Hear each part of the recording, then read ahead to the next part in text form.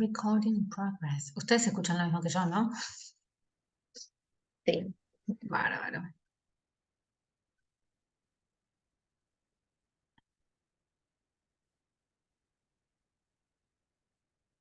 Bueno, ahí están viendo la pantalla, ¿no? Sí, sí. Sí, sí.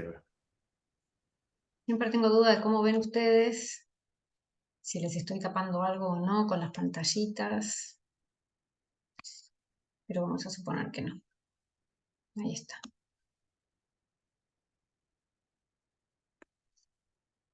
Bien, clase 5, asincrónica. Estamos un poco revisando el capítulo 3 y las conclusiones del curso de Lingüística General, pero antes vamos a hacer un repaso de lo que venimos viendo hasta acá. En principio, la clase 1 del texto de Sechetto, ¿se acuerdan que él se preguntaba si semiología o semiótica? Un poco esta diferencia se debe a que se dieron en simultáneo dos escuelas distintas, una de la mano de Saussure, otra de la mano de Peirce, con radio de influencias diferentes también, pero hoy podemos hablar indistintamente de ambas para referirnos a qué, a la ciencia de los signos que circulan y producen sentido en el ámbito de las culturas y sociedades humanas. Vamos a tomar a los signos como todo aquello que pueda significar, ¿no? Que sea portador de un sentido y que nosotros podamos analizar ese sentido. Algo que me parece fundamental resaltar de Sechetto y quedarnos con esta idea es esto que él menciona respecto de que primero vivimos y practicamos la comunicación y en un segundo momento reflexionamos sobre su sentido, su estructura y su funcionamiento. La semiología entonces va a ser ese segundo paso, ese segundo escalón, ¿no? El de la reflexión. Y está bueno pensar en este ejercicio de dos tiempos. Primero nos comunicamos, después reflexionamos sobre eso. Sobre todo, está bueno que esa reflexión aparezca siempre en el caso de ustedes, que son periodistas, que están licenciándose en esto, ¿no? Quizás en el cotidiano uno se comunica, intercambia con otros y no sé si necesariamente piensa profundamente en el sentido de lo que dice, de lo que comparte, ¿no? Incluso a veces cuando uno reflexiona demasiado sobre un punto, mucha gente dice, bueno, estás hilando muy fino, ¿no te parece? A veces este ejercicio de rascar, analizar, comparar y pensar, ¿no? Escrutar un poco el intercambio que se tiene con otros, no aparece tanto, pero está bueno que nosotros que nos dedicamos a esto, que somos periodistas, que trabajamos con la manipulación del lenguaje, si se quiere, de alguna forma, o como diría Josefina Albertalera, entendamos para qué lo estamos manipulando, qué queremos lograr con eso, cuál es la finalidad, qué intención le estamos poniendo, qué sentidos o de qué sentidos estamos cargando las producciones que hacemos, ¿ok? Bien, en este sentido yo quería mostrarles, pensando como retomando la clase 2, ¿no? Con el texto de Josefina Albert Galera, que se acuerdan que ella hace este comparativo de dos notas, misma noticia en dos medios diferentes, traje para que charlemos hoy sobre dos ejemplos que ustedes entregaron. Perdón por la publicidad de McDonald's a esta hora, pero no sacarla me resultaba muy trabajoso, así que la dejé. Acá alguna compañera compartió un partido entre Vélez y River. Claramente desde el Vamos notamos que el título es diferente en dos medios distintos. ESPN titula con el triunfo de uno de los equipos, mientras que el otro medio, ahora ya no me acuerdo cuál es, pero vamos a llegar a ese, titula con la derrota. Desde el Vamos, mismo evento, misma noticia, uno va a resaltar lo positivo, otro lo negativo si se quiere, ¿no? ESPN menciona que Vélez dio el golpe ante River, lo venció con autoridad y sumó 3 puntos importantes en la lucha por la permanencia. Por la tercera fecha de la Copa de la Liga, Vélez dio un golpe de autoridad en Liniers y venció a River Plate por 2-0. Los dirigidos por Martín de Michelis nunca pudieron generar peligro y el Fortín sumó 3 puntos muy importantes en su lucha por la permanencia. En la primera parte fue la constante de River en gran parte del ciclo de Martín de Michelis tener la posesión de la pelota y no generarle peligro al rival.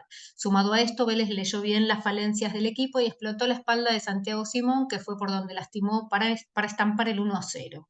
Lautaro Gianetti metió un cambio de frente espectacular, pero mejor fue el control orientado hacia adentro de Claudio Aquino para dejar en el camino a Simón. El jugador del Fortín remató, la pelota se desvió en Emanuel Mamana y se le metió por arriba a Franco Armani a los 22 minutos del partido.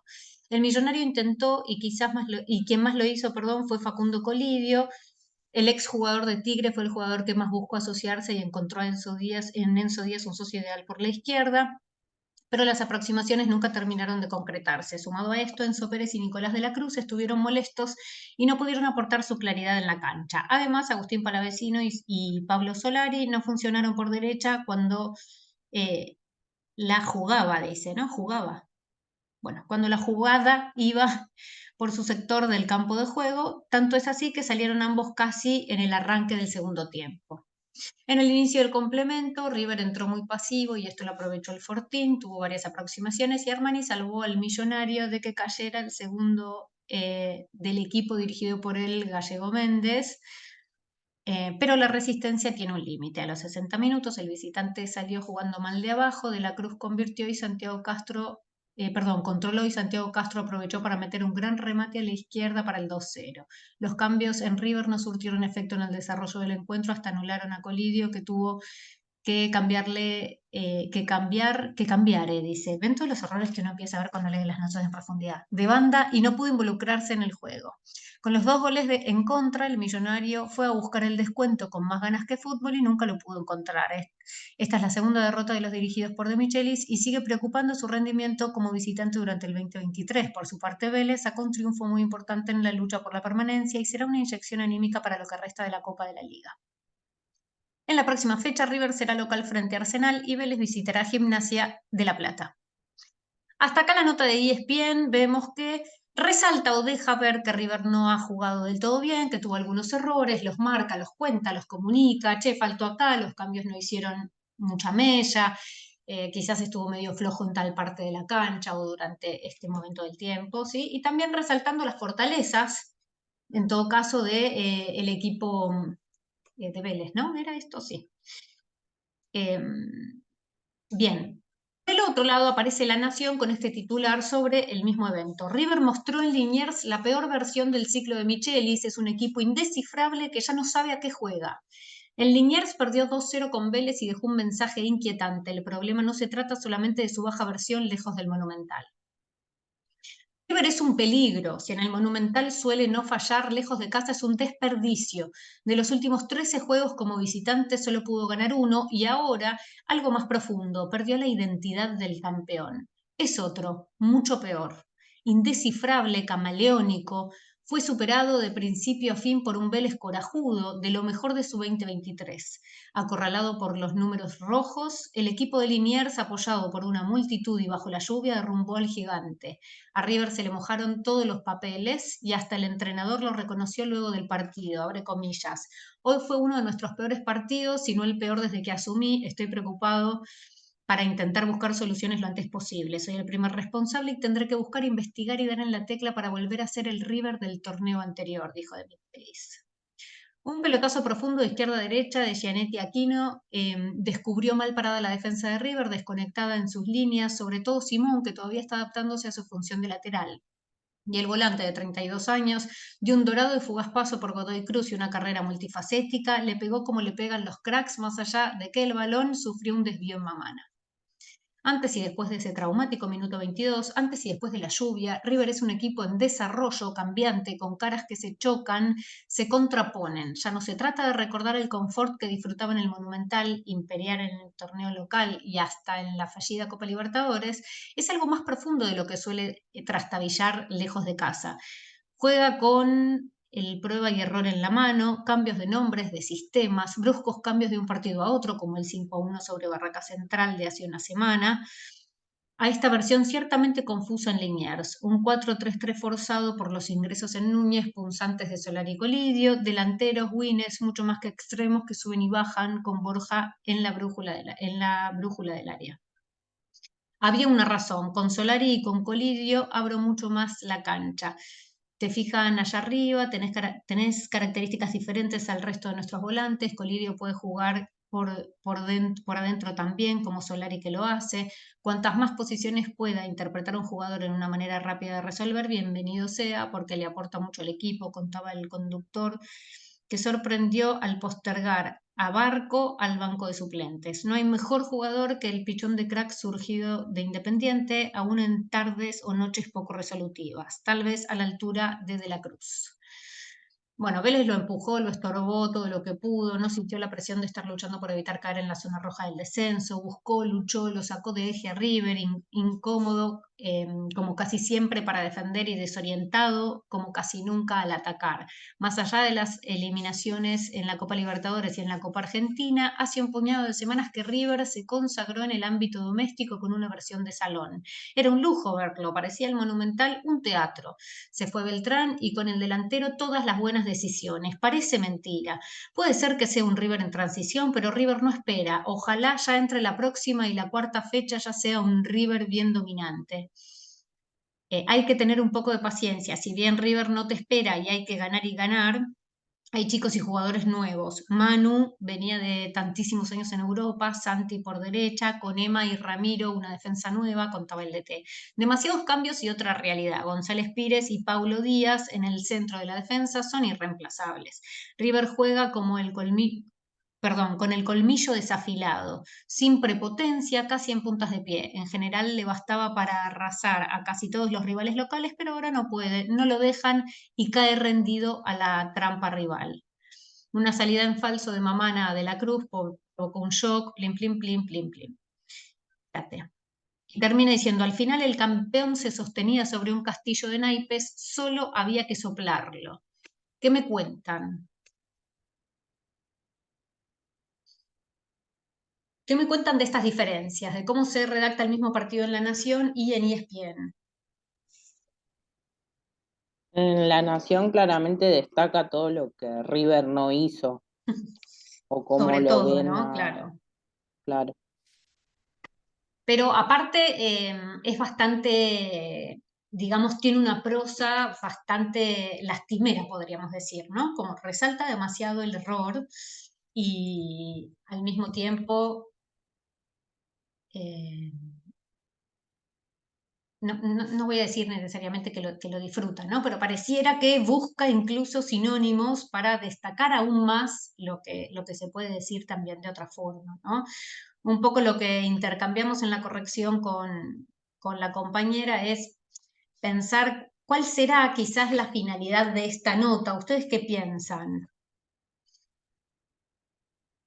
en- enmarcar un poco cuáles son todos los errores, justamente que en el caso este de la Nación hace como un análisis más profundo, digamos, y le busca una explicación. Yo no sé si de manera negativa o directamente también porque hay un cierto sentimiento de relación que le permite justamente expresarlo de tal manera, pero sí hay como un análisis que es mucho más profundo que en el anterior caso y que por lo menos te trata de abarcar diferentes cuestiones como las notas del técnico, como rendimientos particulares y demás. En el Ujú. anterior es simplemente casi como una nota de rutina que lo tienen que Claro, medio por subir porque es arriba. River y porque además es uno de los equipos que más convoca, pero Ujú. también eh, no le destinan ni siquiera un tercio de la importancia, digamos, y se nota por ahí en los errores que usted marcaba cuando iba leyendo. Me pregunto qué nota habrá generado más tráfico, era lo que intercambiábamos con la compañera, ¿no? Digo, si genera más visitas, una nota que hable sobre la derrota de River y en estos términos, antes que una nota que hable sobre el triunfo de Vélez. ¿Qué crees? No, claramente pienso que en estos términos, ¿Qué A mí pensás también. que genera más tráfico? Tal vez una nota que hable así de River o de la derrota de River antes que del triunfo del otro. claro. Y suponemos que tal vez sí, ¿no? Podemos pensar, no sé, desde incluso en cantidad de hinchas y también qué genera esto. ¿Esto pica en la comunidad millonaria o no? La gente tiene ganas de poner un comentario, por ejemplo. Mira, justo ahí estamos viendo el iconito, hay 20 comentarios. No me fijé cómo eran los comentarios, pero a veces son espectaculares. Em, Pero bien, para pensar sobre todo entonces en el uso, ¿no? Del lenguaje, cuál es la finalidad, cómo se está contando algo que se supone que es la misma noticia, pero se pueden resaltar distintas cuestiones, ¿no? Deben ser todas cosas que han sucedido, tal vez es una nota cargada de calificativos, por ejemplo, hay que ver cuestiones de estilo también, pero la sensación que nos deja es que acá se revienta River de alguna manera, mientras que en la otra nota se resalta un triunfo de un equipo que estuvo bastante bien, y de todos modos se deja en evidencia que River no ha jugado bien, o no ha jugado como se esperaría que juegue, vamos a decir. Aparece otra de las notas como ejercicio que recibí, es esta noticia de la ruta que se destruyó en Comodoro Rivadavia. No sé si pudieron ver algo de esto, la imagen de la desolación y el miedo de que sea aún peor. Clarín fue entonces a esta ruta destruida en Comodoro Rivadavia, toma algunas fotos y menciona algunas cuestiones de esta ruta que se partió, ¿no? El centro de Comodoro está conectado con la misma ruta 3, hay una distancia de 400 metros aproximadamente desde la zona céntrica hasta el lugar donde está la ruta partida. Al acercarse al lugar hay un vallado donde personal de Defensa Civil y de la Policía de Chubut impiden que los curiosos se acerquen a ver el desastre. Aquel camino sobre el que hace poco circulaban los grandes camiones y los vehículos desde barrios aledaños al centro de Comodoro quedó completamente destruido. El miércoles por la noche comenzaron a estallar las vallas soldadas que separan el Cerro Chenque de la ruta. El terreno sigue cediendo mientras busca una nueva base sobre la que hacer pie. El miedo se extiende entre los habitantes de la ciudad. Hay amenaza de que a raíz de próximas marejadas las grietas destrocen más tramos de la ruta. Según detalla a Clarín Daniel González, subsecretario de Ambiente de Comodoro Rivadavia y geólogo, la grieta que atraviesa la ruta 3 tiene aproximadamente 50 metros en la zona izquierda del lado del cerro y unos 80 metros en la zona derecha contra el mar. El ancho es de 30 metros, ese es el primer bloque, el que se derrumbó hace menos de 24 horas. Pero hay dos bloques más que pueden romperse. Desde anoche hasta ahora se formaron nuevas grietas ahí abajo. Así como este bloque desde hace 4 días atrás se venía moviendo de forma milimétrica, hay un nuevo bloque que también se está moviendo de forma milimétrica, destaca González. Sobre la grieta que parte la ruta en dos, el geólogo sostiene que esto viene de larga data, a raíz de múltiples marejadas desde hace 28 años. Hasta el sector del bosque es lo que se movió en el 95, fueron 150.000 metros cúbicos de material que se deslizaron en dirección hacia el mar.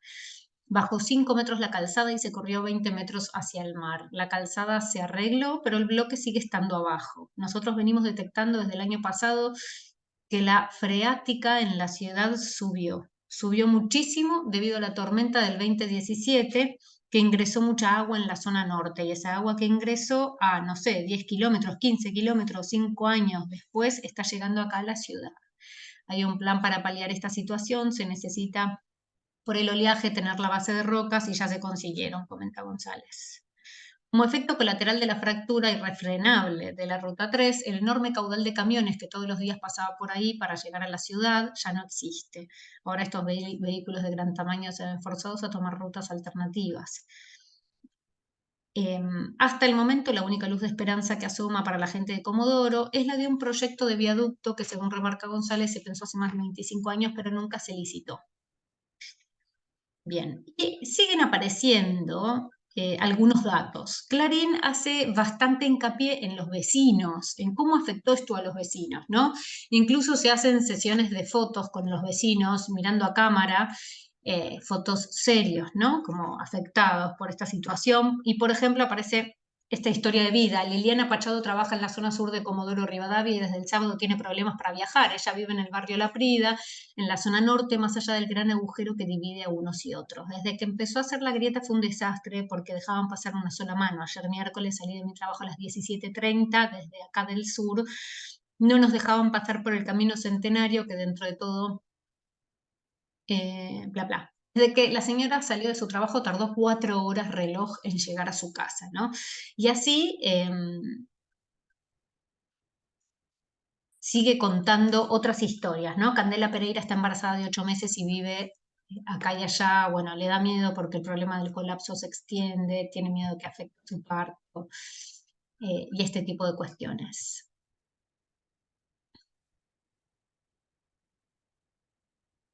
Bien, y ahora, casi al final, aparece este dato. Según relató Clarín meses atrás, el tramo de 73,6 kilómetros que unen a Santa Cruz con Chubut fueron licitados en 2006 a Austral Construcciones de Lázaro Báez. Desde ese momento y hasta 2015, la obra tuvo un avance promedio del 36% y sobrecostos estimados en más de 300%. En 2016, en la gestión de Cambiemos, se hizo otra licitación por 1.569 millones de pesos que ganó Cristóbal López, pero el contrato volvió a rescindirse por incumplimientos de los plazos, ya que el avance no superaba el 5%. Posteriormente, el gobierno de Alberto Fernández licitó por tercera vez el contrato, pero ahora en 2 tramos, con un presupuesto general de 10 millones de pesos. El primero corresponde a Radatili y está a cargo de la empresa Rigel SRL. El segundo es el más costoso y volvió a ganarlo la empresa CPC de Cristóbal López, a cargo del tramo entre el límite entre Chubut y Santa Cruz, Caleta Olivia. En esta nota, Clarín termina aportando datos vinculados con cuestiones políticas, ¿no? Bastante claras, vamos a decir, de incumplimiento en contratos, de concesiones que se habían sobreestimado, ¿sí? Y luego tenemos la misma nota en La Nación: Comodoro Rivadavia, tras un fuerte ruido, un sector clave de la Ruta 3 colapsó y se partió en 2, ocurrió esta mañana en tal kilómetro en Chubut, etc. La nota más o menos destaca lo mismo. No me acuerdo quién fue la compañera que mencionó que armó el trabajo con esta nota en particular, pero cualquier cosa que me corrija. En este caso hablan con Vialidad, hablan casi con las mismas personas. Lo único que no sucede es quizás poner la voz de las personas, ¿no? De las personas afectadas, de los vecinos, vamos a decir. Nuevamente, ¿no? Hubo alerta en los últimos días. El titular de la Dirección de Vialidad confirma que el cuadro de situación no ha cambiado. Plin, plin, agrega: la condición es tan precaria e inestable que tal cosa. Finalmente la ruptura se produjo esta mañana. Esto también había pasado en el 95. Según explicaron profesionales, estas detonaciones no provocaron las grietas que reactivan el impacto sobre la ruta, sino que es resultado de la erosión costera, ¿no? Como que finalmente lo que termina apareciendo detrás de la grieta es un fenómeno natural, podría suceder. Y acá termina la nota. No aparece esta info del final que aparece sí en Clarín, ¿no? Por lo tanto, hay ahí un dato que se teje en una noticia que genera cierto impacto y que se termina vinculando en un medio con cuestiones políticas más de base o más impactantes, más fuertes, mientras que el otro medio, en este caso La Nación, no pareciera resaltar estas cuestiones. ¿Ok?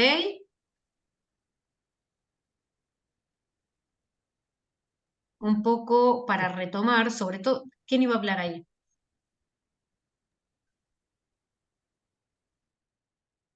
Un poco tomo este aporte porque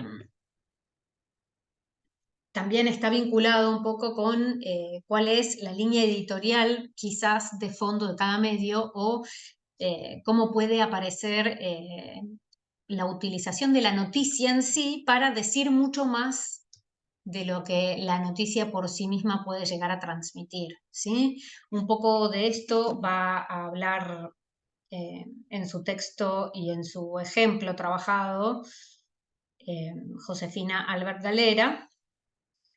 Y bueno, y está bueno que lo podamos ver con algunos ejemplos concretos, ¿no? Son pequeñas diferencias porque finalmente la noticia es la misma, pero que agregan un poco más de información y generan tal vez otro clima alrededor de la misma noticia. ¿Me siguen hasta ahí? Sí, sí. Sí, sí, sí. Bárbaro, perfecto. Bien, avanzamos entonces. Volviendo al repaso, luego de estos 2 casos que retomé para ejemplificar un poco el texto de Albert Galera, en la clase 3 ya arrancamos a ver cuestiones vinculadas al curso de Lingüística General de Saussure, capítulos 1 y 2 en este caso.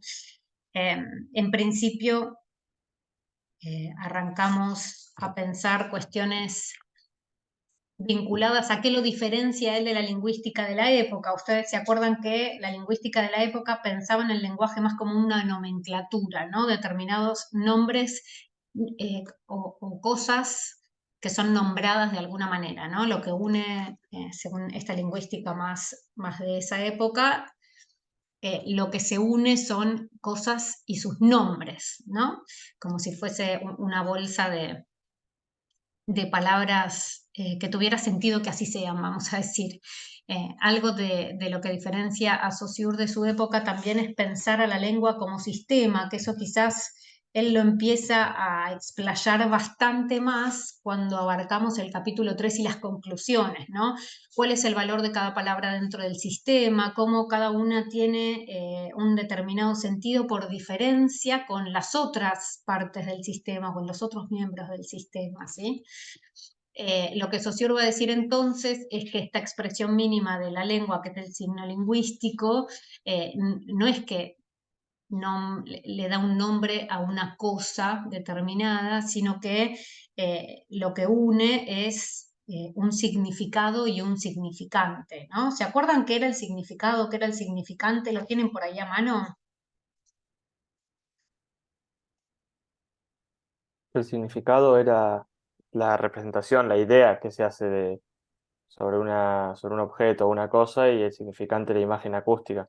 Es como la parte física que Claro. representa Claro, esa esta cadena. idea de cómo se nos hace en la mente todo esto, pensar que ambas caras son psíquicas, ¿no? Cómo se nos representa a nosotros en la mente la palabra, ¿no? Como habíamos hecho el ejemplo de la última vez que nos encontramos de forma sincrónica, ¿se acuerdan que les tiré un par de palabras y una que probablemente no supieran para que vean que tienen la posibilidad de armar un representante perdón, un significante en su cabeza que no esté asociado a un significado, ¿no? Y poder distinguir esas dos partes que en realidad son las dos caras de una misma moneda, del signo lingüístico.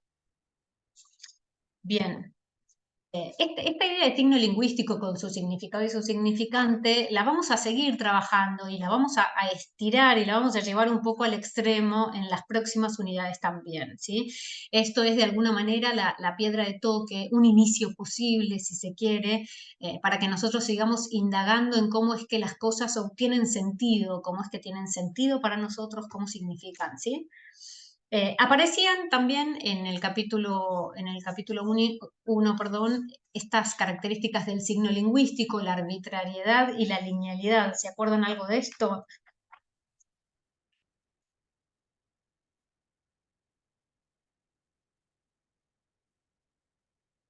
¿Por qué es arbitrario el signo lingüístico?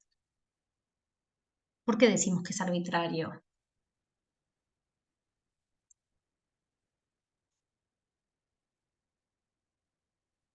Si mal no me equivoco, cuando se hablaba de la arbitrariedad dentro del signo lingüístico, era que nosotros dentro de una sociedad, por ejemplo, utilizando la palabra, si no me equivoco, gato, nos hacía recordar hacia un animal de cuatro patas peludo, el cual nosotros sabíamos que era un gato debido a que entre nuestro lenguaje esa palabra nos remitía por lo menos hacia ese animal.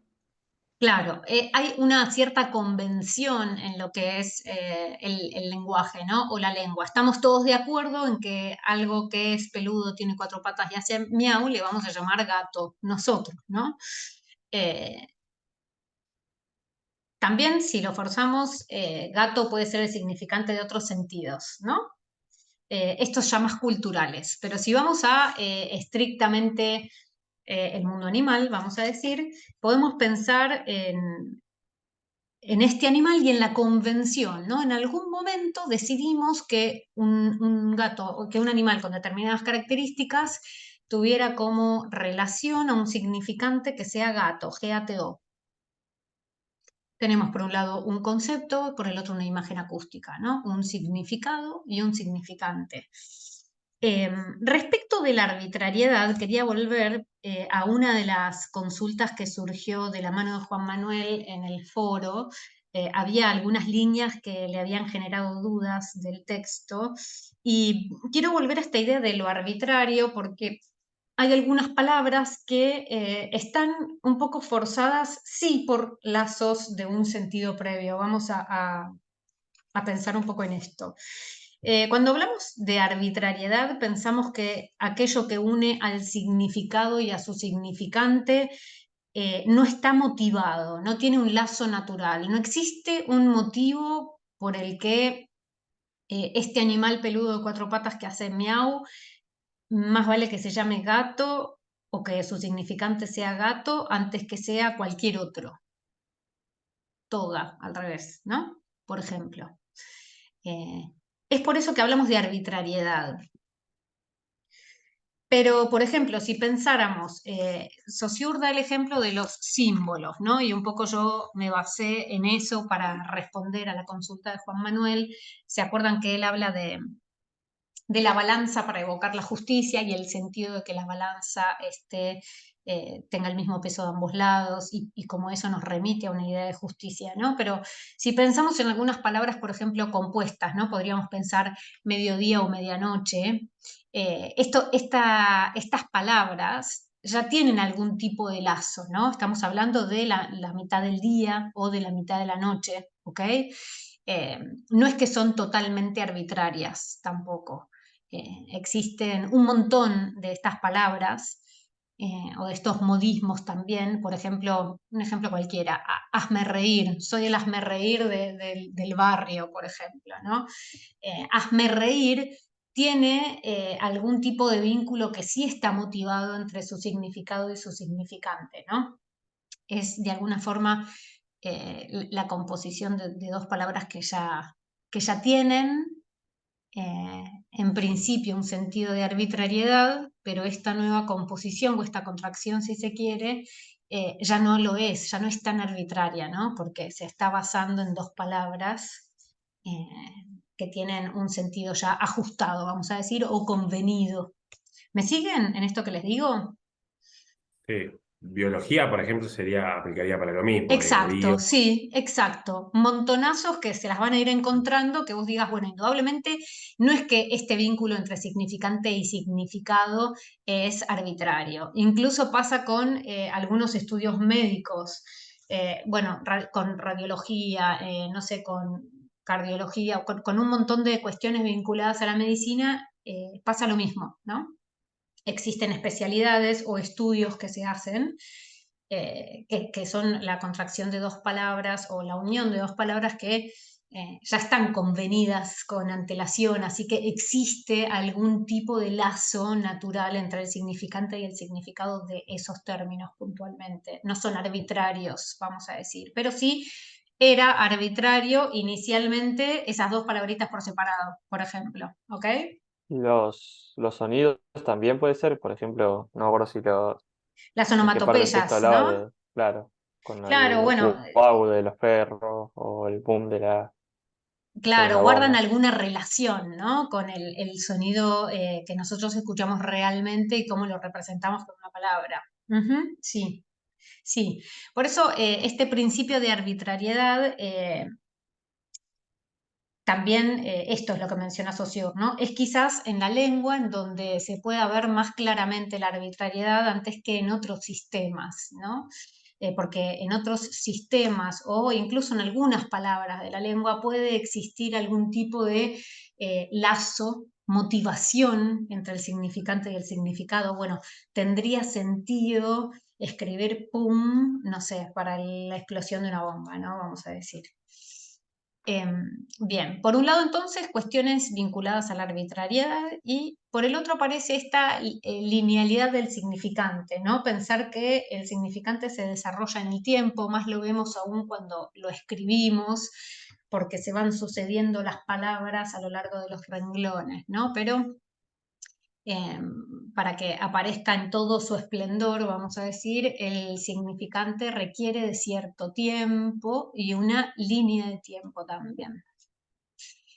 Y aparece esta cuestión de la inmutabilidad, pero al mismo tiempo de la mutabilidad del signo lingüístico. ¿Se acuerdan de qué hablamos cuando pensamos en inmutabilidad, por ejemplo?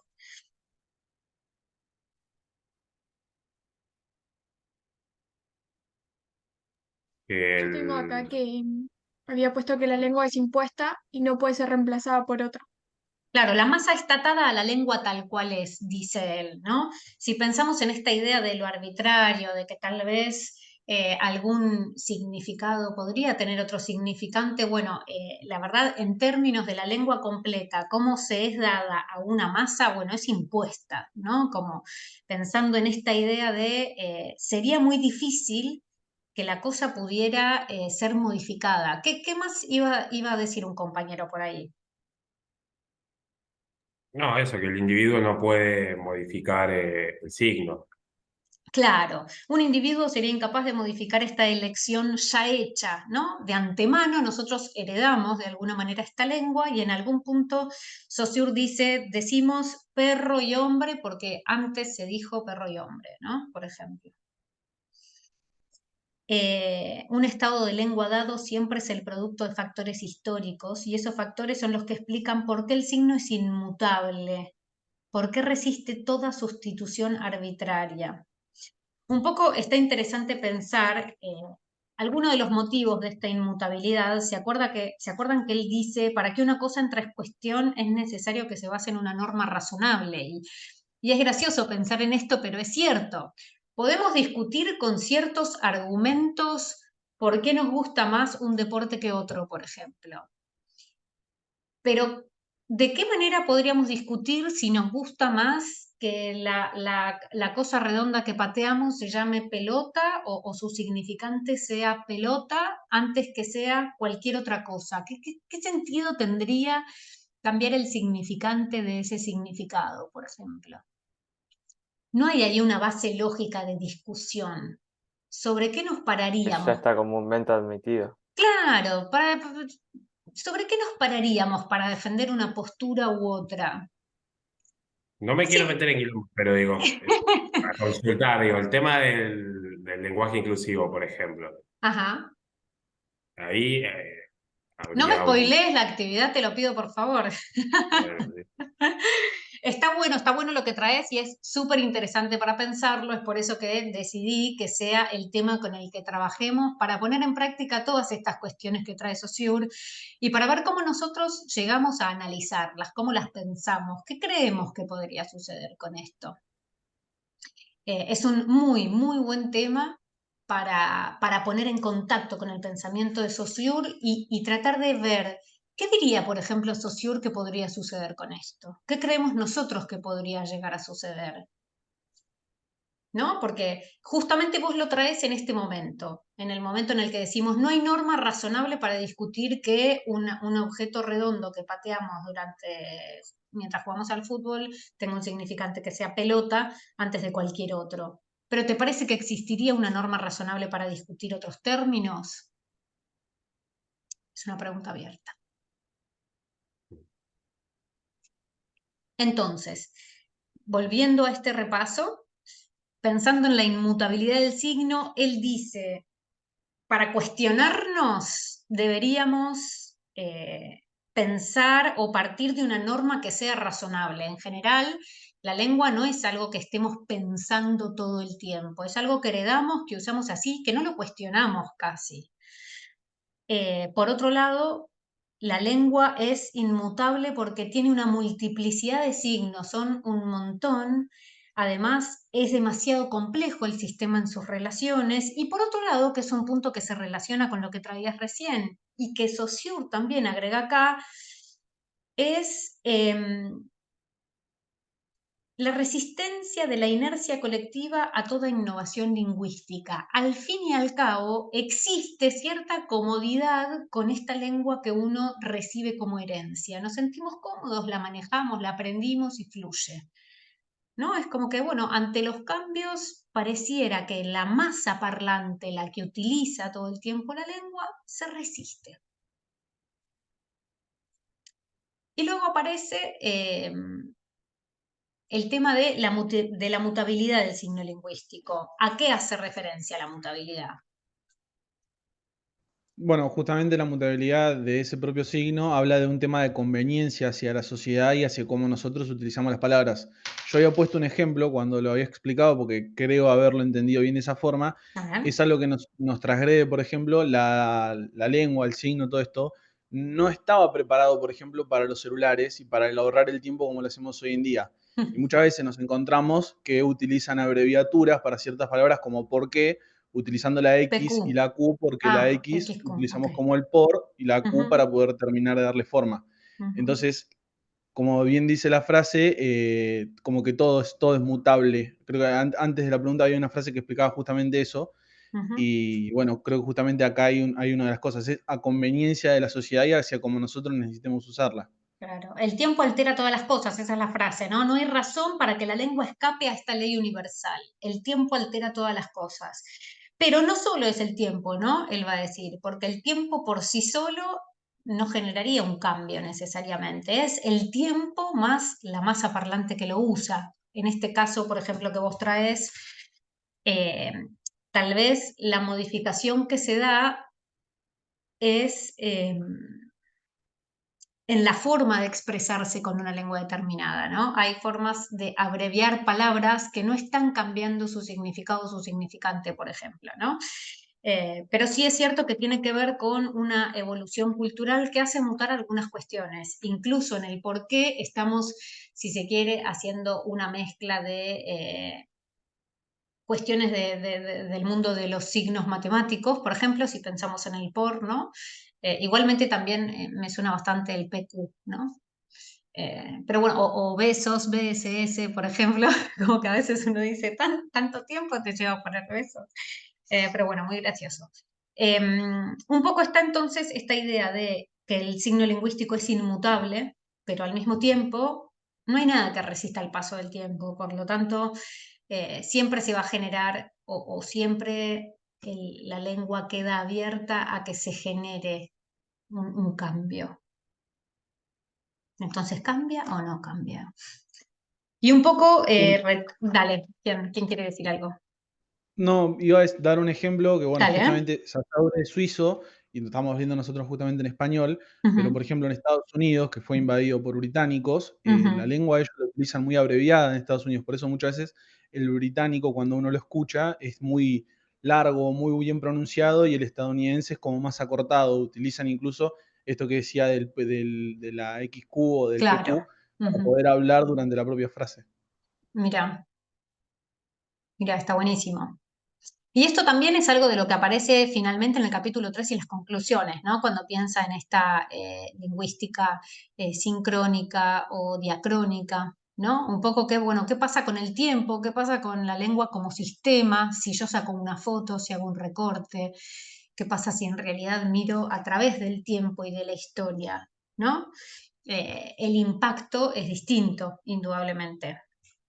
Y otra cuestión que quería traerles es esto de que Saussure habla de desplazamientos, ¿no? De la relación entre el significante y el significado. Él no está pensando en modificaciones radicales que unan un significado a un significante totalmente distinto, sino que a veces suceden desplazamientos a lo largo del tiempo entre algunas palabras, o se saca una letra, o se acorta, o muta de a poco de una cosa a la otra, porque asumió contacto con otra lengua, por ejemplo, ¿no? Esta idea de desplazamiento. Y después, por último, va a aparecer, ya vieron estos pensamientos bien dicotómicos, ¿no? Bien en estos pares de conceptos que tienen esta relación dialéctica, que están hablando todo el tiempo, ¿no?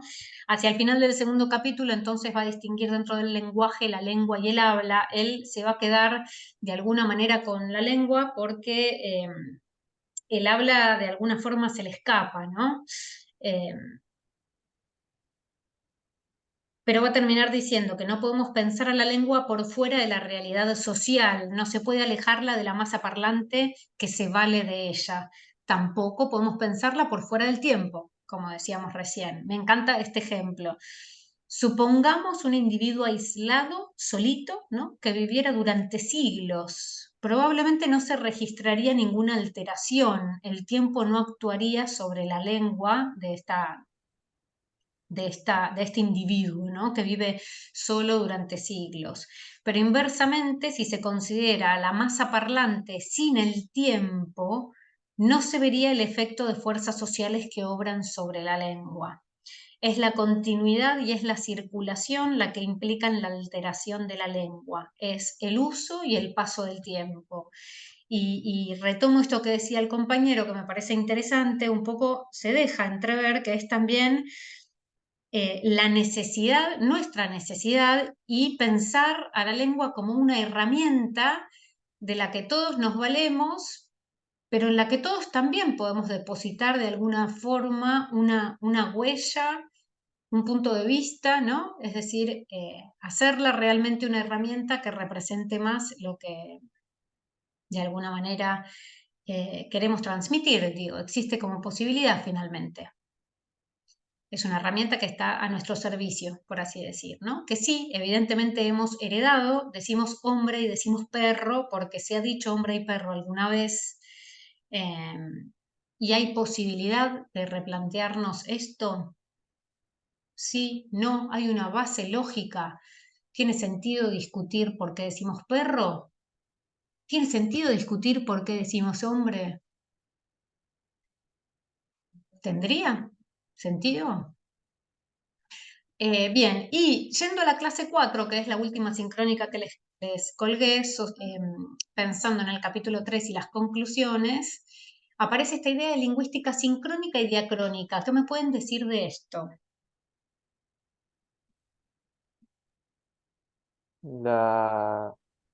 A ver, lo plantea de dos lados diferentes, Dale. que hay una que permanece fija y otra que va teniendo la posibilidad de avanzar o de tener una Evolución. progresión constante. Ujú. Primero lo decía que lo podían llamar como evolución Ujú. o a la sincrónica y lingüística evolutiva a la diacrónica, pero Ujú. le parece por ahí mejor para dar esta oposición o un cruzamiento, las palabras sincrónica y diacrónica. Ok, Sincrónico es lo que estaría estático y lo lo que hace diacrónico es lo sistema, que ¿no? está relacionado. Ujú. Nuevamente acá aparece fuerte el tema del tiempo, ¿no? Otra vez él va a pensar en algo sincrónico como un recorte, como pensar en las relaciones dentro de un sistema, y lo diacrónico como un poco el paso del tiempo, un estado de evolución, como hemos llegado a algunas modificaciones, ¿no? Em, Pensando un poco en los ejemplos que da, Saussure de alguna forma concluye que el sistema no se modifica directamente nunca, es decir, en sí mismo el sistema es inmutable, solo sufren alteraciones ciertos elementos. El sistema por completo, ¿no? No es que revolucionamos el sistema y lo tiramos abajo y arrancamos uno nuevo, pero sí sufre modificaciones el sistema. Esto es pensable para Saussure y es lo que finalmente sucede con el paso del tiempo. Él estudió muchísimos idiomas, muchas modificaciones. ¿Vieron todos los ejemplos que da, todos los desplazamientos que se dan en un montón de palabras con el paso del tiempo, qué sé yo? Indudablemente las cosas suceden, el impacto del tiempo y del uso en la lengua es algo que está registrado. Las alteraciones jamás se hacen sobre el bloque del sistema, sino sobre uno u otro de sus elementos. No se pueden estudiar más que fuera del sistema igualmente, ¿no? Como que no es algo que impacte en el 100% del sistema, sino que es algo que se da con el paso del tiempo, por lo tanto ya la foto es más diacrónica. Y finalmente aparece esta idea. ¿Cuál es el papel del habla en lo diacrónico? ¿Se quedaron con algo de eso? ¿Engancharon algo de esta cuestión del habla? Él dice, todo lo que es diacrónico en la lengua lo es por el habla.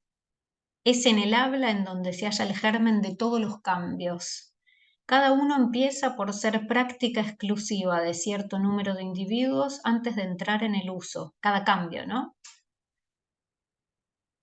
Pero no todas las innovaciones del habla tienen el mismo éxito y mientras sigan siendo individuales no hay por qué tenerlas en cuenta, recién van a tener un impacto en el sistema cuando cierta colectividad las acoja.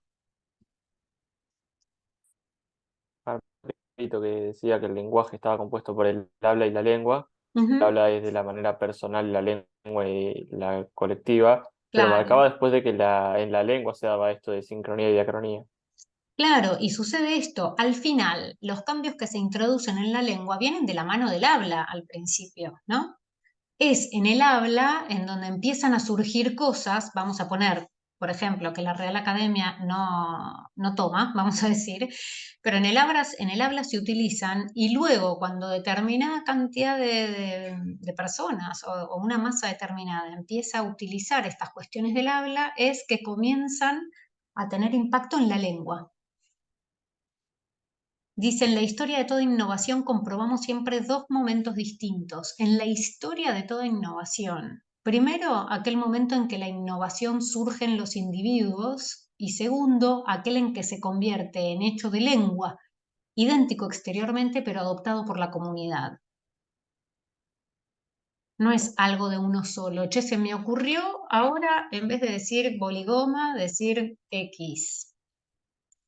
Bueno, si soy yo sola, problema mío, ¿no? Ahora, si de golpe nos pusiéramos de acuerdo entre varios, esto es algo que surge, que se extiende, que lo pensamos, lo discutimos, qué sé yo, podría eventualmente convertirse en un hecho de lengua, en algo que impacte en la lengua, en este sistema. Y que entonces la comunidad lo empiece a adoptar. Y hay casos de palabras que la RAE termina adoptando como correctas en Ujú, base a la difusión que se empezó a dar tal cual, justamente, sí. mientras no se modifica el lenguaje que ya está realizado Exacto, sí. o ya está armado. Claro, sí, por eso un poco él vuelve a esto, ¿no? Bueno, finalmente lo que se tira abajo no es el sistema, se modifican algunas cuestiones dentro del sistema, ¿no? Es decir, nos seguimos manejando dentro del mismo sistema, pero tal vez se van generando o se van colando por la práctica del habla y por el paso del tiempo algunas modificaciones, algunas novedades, algunos neologismos también, algunas cuestiones que impactan en el sistema de la lengua.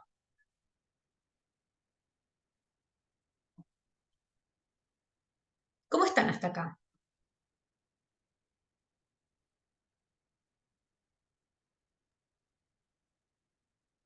Creo que bien. Ujú. ¿Siguieron hasta acá? ¿Están ahí? Sí, sí, yo sí, por lo menos. Bueno, bárbaro, Bastante claro. bárbaro. A veces hay algunas frases, digo, que son formas de decir más o menos lo mismo, de distinta manera, más o menos poéticas por parte de la gente que armó este curso de lingüística en función de las clases que impartió Saussure. Pero la verdad es que en líneas generales estos puntos que rescatamos son claramente estos, ¿no? No es que, es decir, todas las dudas que han surgido en el foro y las pequeñas frases que ustedes puedan ir rescatando que les generen dudas, terminan yendo siempre a alguno de estos puntos, algunas de estas dualidades que Saussure plantea y que nos propone. Ahora lo que quiero que veamos es la actividad que les voy a proponer como cierre, pero les pido un segundito.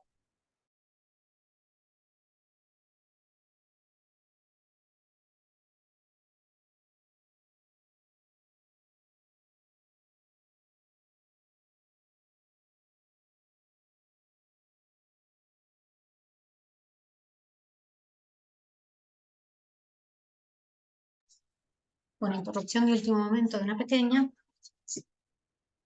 Uy.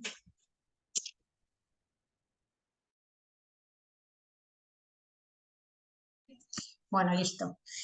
Vamos a ver las actividades la actividad que les propongo como cierre de esta primera unidad. Con el spoiler del compañero, retomamos.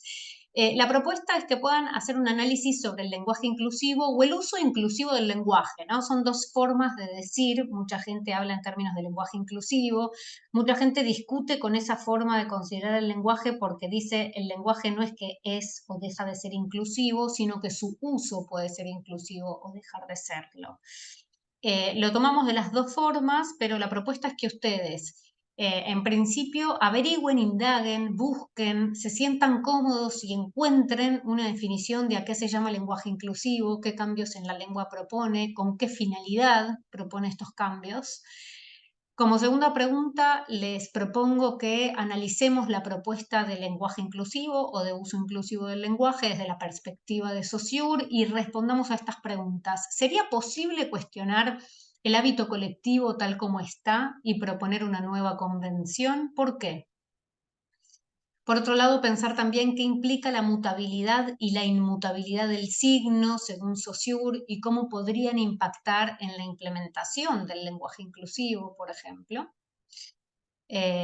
Como tercer punto, pensar que Saussure menciona que en la historia de toda innovación lingüística se dan dos momentos distintos, como decíamos recién, uno de surgimiento en los individuos y otro de adopción en la comunidad.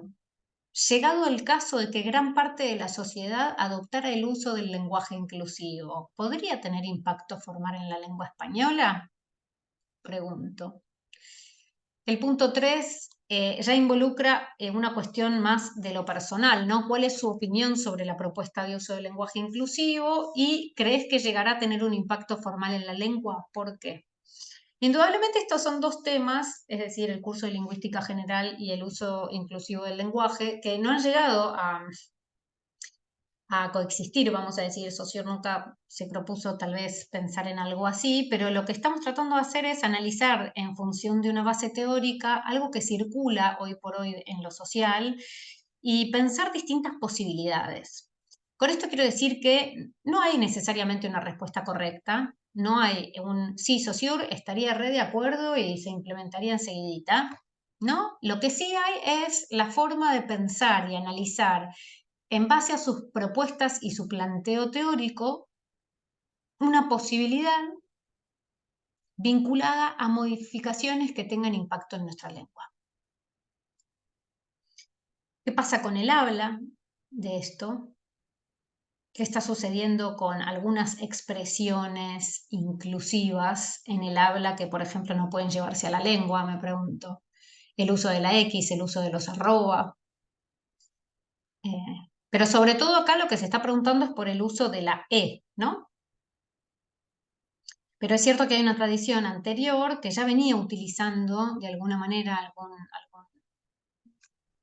alguna letra, algún símbolo para resaltar determinada cuestión en la lengua. ¿Están ahí? Sí, sí. Sí, yo quería hacer una mínima consulta, Dale. porque justamente en la última parte dice, o sea, como habías dicho en las últimas dos preguntas, es más de algo personal. Sí, cuestión El personal, resto, sí. el resto también, porque hay algunas que no sé cómo me basaría Mira, el directamente. resto de alguna manera tiene que ver con lo que vos puedas indagar sobre a qué se llama lenguaje inclusivo. Normalmente no debería distar mucho de lo que el resto de tus compañeros pudieran indagar, ¿no?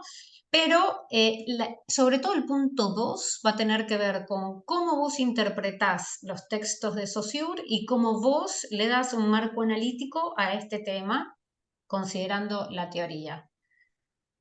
Va a terminar siendo un análisis personal. Esta es una producción de sentido que ustedes van a hacer en base a un análisis que yo les propongo. La interpretación que ustedes hagan del texto de Saussure vinculado a esta temática es también una producción de sentido que ustedes estén armando. Probablemente ustedes tengan un punto, tengan algo que transmitir, tengan una idea sobre si sería o no sería posible, si tendría o no tendría impacto, qué pasa con la mutabilidad, la inmutabilidad. Bueno, van a tratar de alguna manera, justificar eso, encontrarle una respuesta, tratar de encontrar un diálogo entre el uso inclusivo del lenguaje y la propuesta saussuriana del curso de lingüística.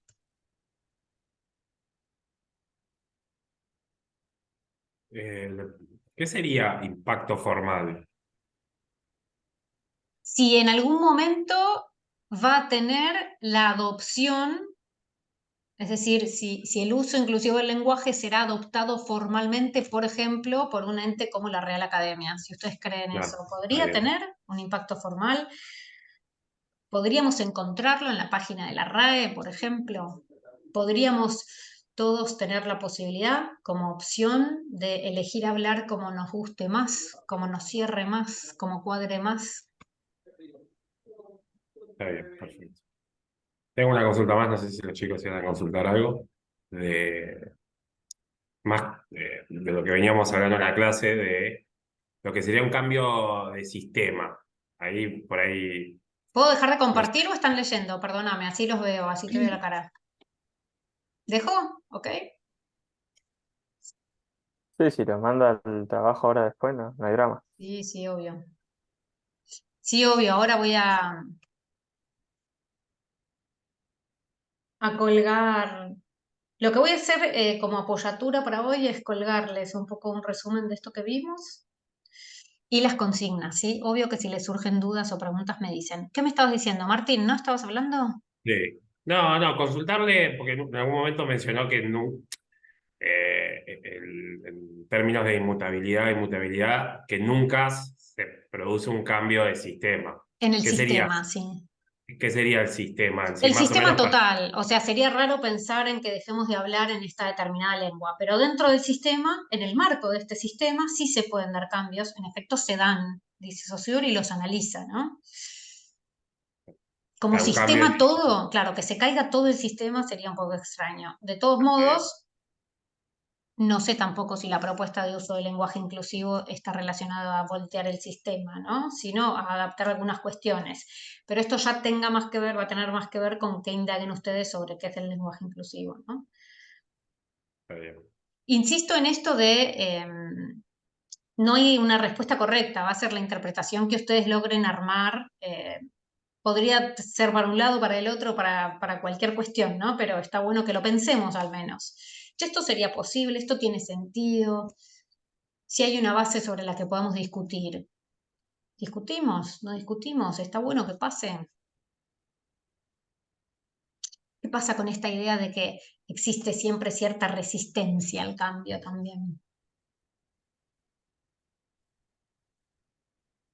Está bueno para repasar el texto de Saussure y para pensar en estas cuestiones, ver qué encontramos. Incluso a veces puede estar bueno también ver distintos puntos de vista. Hay un montón de material sobre el uso del inclusivo del lenguaje, sobre gente que aporta desde una perspectiva determinada cuestión, otra que desde otro lugar aporta otra cuestión, ¿no? Como poder hacerse una idea de eso y pensar en términos de lo que vimos de Saussure, ¿eh? No hace falta como demasiado. Melina, te escucho. Sí, con respecto a esta investigación que nosotros tenemos que hacer del lenguaje, o sea, si nosotros tenemos que poner la definición, obviamente, de dónde la sacamos y quién es, digamos, el que da esa definición o cuál es su Sí, aporte. sí, sí, o podés armarte de distintas fuentes que entendés por uso inclusivo del lenguaje o por lenguaje inclusivo y después, claro, exponer cuáles son las fuentes de donde obtuviste esta info, sí. No hace falta que sea una tesis doctoral, ¿eh? Es un poco pensar, indagar, bueno, ¿qué creen ustedes? ¿Qué pudieron quedarse de los textos de Saussure? Que vieron que te da y te quita Saussure, no es que no es que tampoco te dice, sí, esto es recontra posible, ni, no, viste como aparece la inmutabilidad, pero la mutabilidad también, ¿no? Como lo sincrónico, pero está lo diacrónico, como que la lengua, pero el habla, ¿qué pasa con el tiempo y con la masa? ¿No? Es como que al final te la complica. Pero bueno, Te da son dos todas opciones siempre. herramientas. ¿Qué? Te da dos opciones siempre. Claro, sí, son herramientas para tratar de interpretar y bueno, y de pensar sobre una cuestión que está circulando también, ¿no? Que ya circula hace un tiempo. ¿Dudas, consultas? ¿Algo para agregar? ¿Para cuándo sería el trabajo que tenemos? ¿Una semana? En general les doy una semana. Pensaba en este, como es de cierre de unidad y algunos quizás están un poco atrasados con las entregas anteriores, pensaba extender hasta el domingo, en lugar del jueves que viene, que sea el domingo como último día de entrega. A veces puede venir bien tener el fin de semana para trabajar en eso, sobre todo considerando que es cierre de unidad. Prefiero siempre que hagan foco en esto, quienes no hayan entregado lo anterior, focalicemos en esto y después se van poniendo al día, ¿sí? Pero esta entrega sí no puede faltar el domingo, digamos. ¿Estamos de Eso le iba a acuerdo? consultar. Yo por lo menos no hice las actividades todavía, no me pude Sí. poner al día. Me focalizo primero en esto y después hago Tal las cual, sí, actividades. así. Las otras, si bien tienen un plazo de entrega, las pueden ir entregando a medida que puedan ir haciéndolo. Lo ideal es llegar a fin de año con todo entregado, claro, pero bueno, se entiende que por H o por B uno puede tener algunos retrasos, obvio, pero sí, ponele foco a esto primero. Bueno, perfecto, gracias. Em, Si no tienen dudas o consultas, ya estamos. Voy a ver si entre hoy o mañana ya les dejo todo esto colgado. Igualmente, por cualquier cosa, creo que en la grabación está todo, ahí pueden encontrar las consignas. Si alguien estuviera readelantado y quiere arrancar esta misma noche, va a poder. Pero bueno, ya la próxima clase, que es asincrónica, voy a empezar a colgar material de la unidad número 2, en donde, como les decía, avanzamos un poco, estiramos un poco algunas cuestiones, donde ya empieza a aparecer la cultura, ya empieza a generar eso, algunos sentidos, a, a armar posibles o determinadas lecturas, ¿no? Y a influir en cómo vemos el mundo, qué entendemos del mundo y este tipo de cuestiones que están buenas para discutir también. Vamos a ver un poco de publicidad, por ejemplo, y vamos a tratar de analizar nuevamente eso, ¿no? Otra vez que la teoría nos sirva para pensar en lo práctico, para hacernos alguna pregunta, para generarnos alguna duda, al menos. No siempre hay que tener certezas ni respuestas, pero al menos preguntarnos cosas me parece que puede estar bueno. ¿Dudas, consultas? Si no, ya estamos. Bueno, entonces, Creo que dejo no. un foro igualmente, cualquier cosa, tiran alguna pregunta por ahí, nos vamos charlando. Bueno, Gracias. Les perfecto. agradezco la paciencia y les agradezco haberse sumado. Disculpas nuevamente por llegar tarde, por estos inconvenientes técnicos. Bueno, que tengan un buen fin de, nos vamos hablando. Nos pasa a todos. Gracias. Gracias, Muchas nos gracias. vemos. Chao. Chau, chau. Nuevamente. No, Chao. hasta luego.